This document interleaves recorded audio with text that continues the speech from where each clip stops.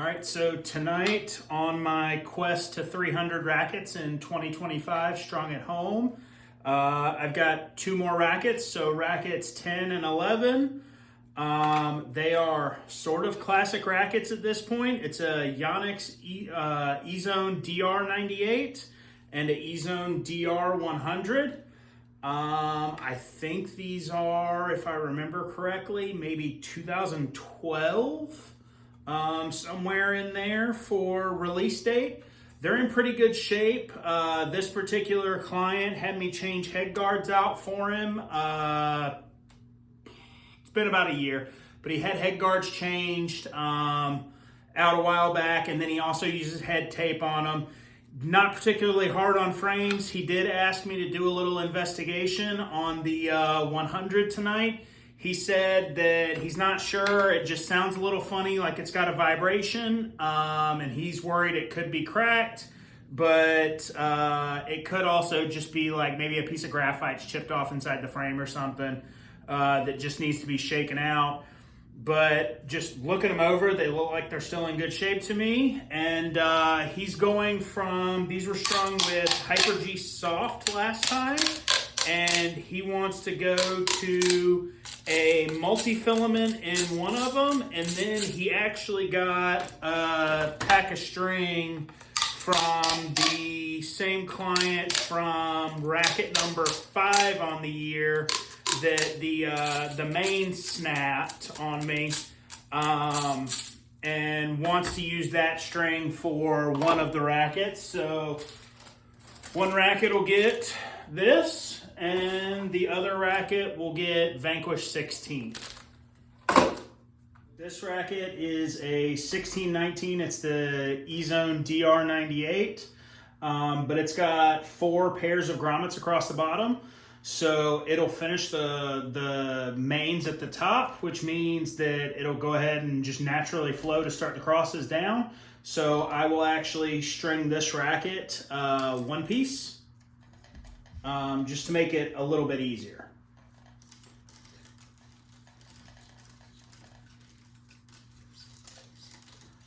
So to measure my short side, I just count 8.5 racket lengths, and then I clamp it off,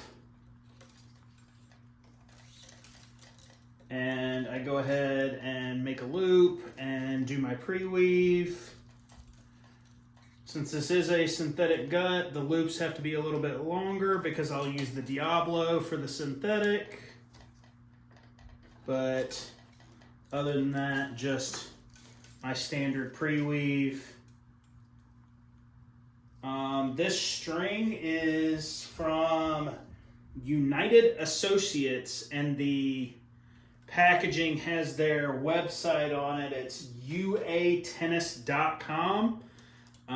Based on my past experience of snapping that other string off, just trying to install some mains, I'm not confident this is going to go well, and that's why I have done the regular speed video up to this point, rather than the hyper speed that I normally use for stringing, is because I would love to have, if the string is gonna snap on me, I'd love to have it on video, so that I can show the original guy and show this guy, hey, we got to stop using this string. It's not holding up. It's not a good product. And I mean, it's hard to tell just by handling. It feels just like any other regular synthetic gut. So there's no real difference in handling compared to like a head synthetic PPS, or the synthetic that I use the most often is the Dunlop S-Gut, primarily because it just comes in so many colors, because typically you're not getting a lot of super high-level players playing synthetic gut. You're just getting people that, they may be little kids, they may be older folks that are more concerned with the aesthetics of their racket than the way it plays. So they may just want different colors. So typically I do the Dunlop S-Gut for the color string.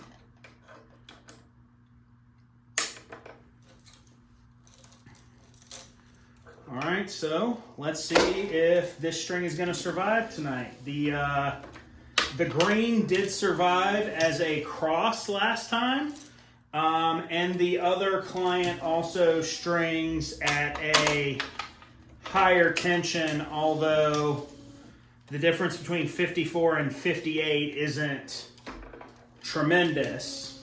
It's only 4 pounds.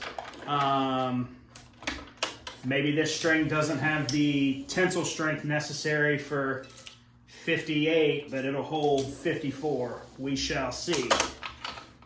I mean, last time I at least got this many mains in before it snapped off on me, so no telling yet. I don't have the warm fuzzies just yet about this string this time either. Biggest thing with any string, particularly with string you don't have a lot of confidence in its durability in, making sure you don't kink it as you string. So that's really what I'm focusing on right this second.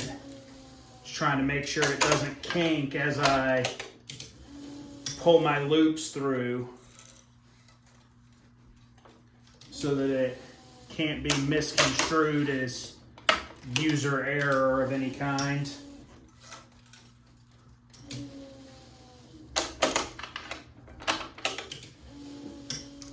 Well, we're ahead of the game. This is further than the other string made it last time. He did bring me 2 packs of string tonight, one of the green, similar to the other client, and then one of the purple. And I did inform him of the purple breaking for the other guy and told him that I would prefer to use the green, and he had already made up his mind prior to even bringing rackets to me that he was only going to use 1 pack of this string anyway, and that he would be getting his other string, the multi that he requested, from me rather than using both sets of string anyway, and told me that I could use whichever set I wanted to use. And like I said, I prefer the green because I'm thinking it's the same green cross string that survived before, so I'm hoping it'll survive the stringing process again this time. And from the packaging, it appears that this green string is a 16 gauge, where that purple stuff on this package, it appears it's a 17 gauge. So I really don't trust the thinner version. Trying to avoid any problems here and just get these rackets done for him.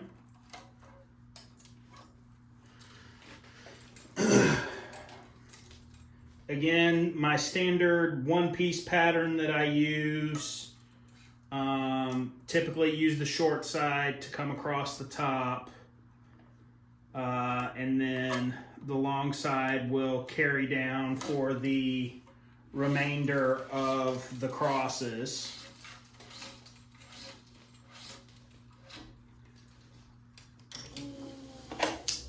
With that short side, gonna have to use a floating clamp on the outside, and then get the long side so that I can release both of the actual machine clamps and have the one free and the one holding the long side, so that we can get everything tied off here in just a minute.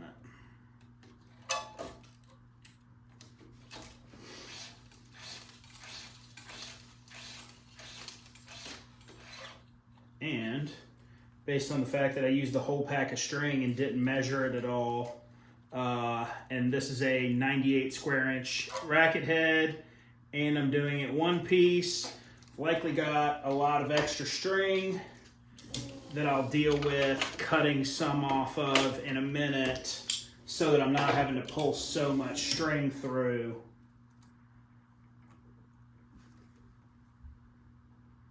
On the crosses, creating that friction and just having to make that extra movement. For tie-off knots, it'll depend on gauge of string, but primarily I use a regular pro knot. And at some point I'll make a video of that, but you can find it elsewhere on YouTube for now if you'd like. I use a regular pro knot for the most part. For anything thicker than like a 17 gauge. Usually for 18, if it's a polyester, I'll use a pro knot. If it's a multi-filament, I have a tendency to use a Parnell knot, just because it's marginally bulkier and takes up a little more space. So there's a little less of the string actually sinking into the grommets.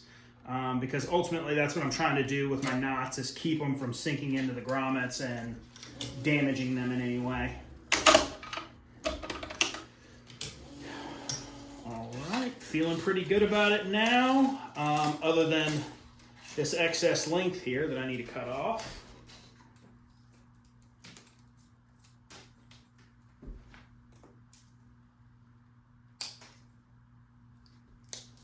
Cut probably 1.5 feet off to start with, and then see how I feel in another couple minutes. Gonna speed it up through here to finish up these crosses.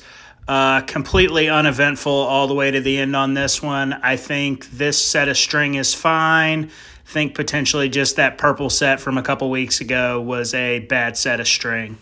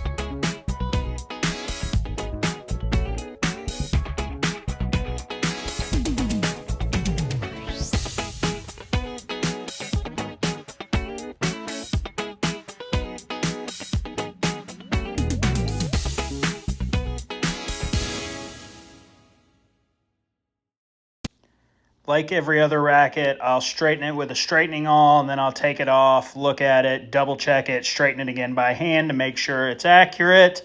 And then we're moving right into the second racket here at hyperspeed.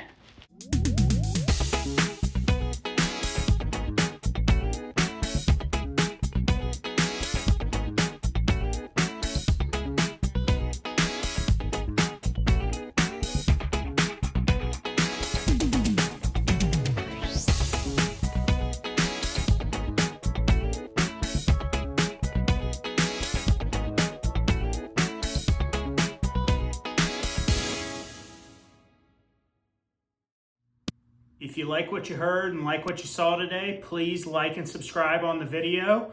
Let me know down in the comments if you have any questions or if there's anything specific you'd like to see me go over.